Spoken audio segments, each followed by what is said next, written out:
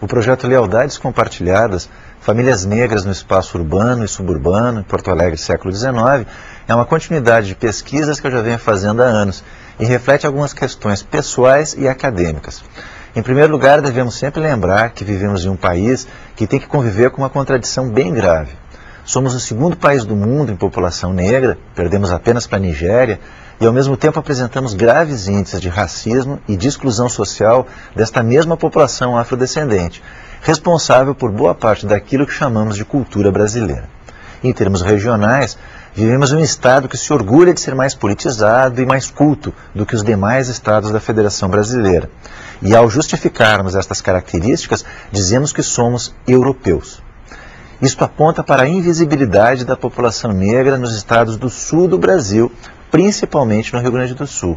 Isso tudo sem esquecer que a Lei 10.639 tornou obrigatório o ensino da história da África e dos afro-brasileiros nos níveis de ensino fundamental e médio.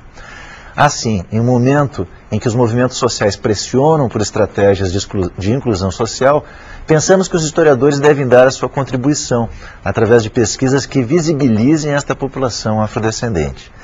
Em etapas anteriores da nossa pesquisa, chamamos a atenção para a presença maciça de população escrava no passado sulino. O Rio Grande do Sul, desde o século XVIII, apresentou uma proporção de cerca de 30% a 40% de população negra, escrava e livre. Pesquisamos anteriormente as cartas de alforria registradas nos livros de cartório de Porto Alegre. Estas cartas são documentos que comprovavam a liberdade de milhares de escravos que haviam conseguido a liberdade negociando com seus senhores.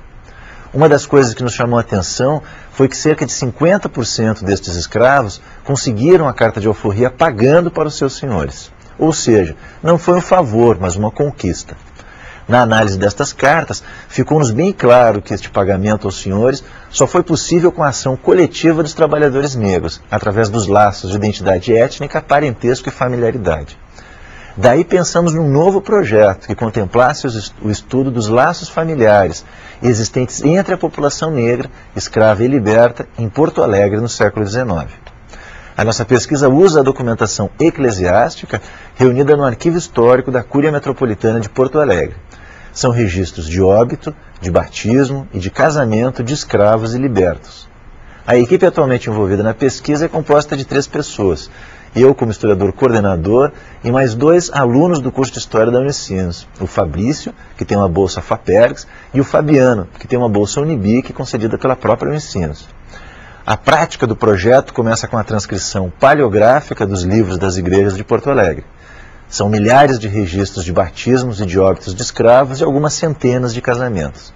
Esses registros são, então, indexados em um banco de dados e vão nos permitir várias possibilidades, entre elas, constatar os arranjos familiares entre os escravos, perceber os apadrinhamentos como estratégia de formação de laços de solidariedade, estudar doença e saúde da população negra no século XIX, através dos motivos dos óbitos, entender um pouco mais as origens africanas de nossa população, afinal, que grupos étnicos vieram do continente africano trazidos pelo tráfico transatlântico de escravos.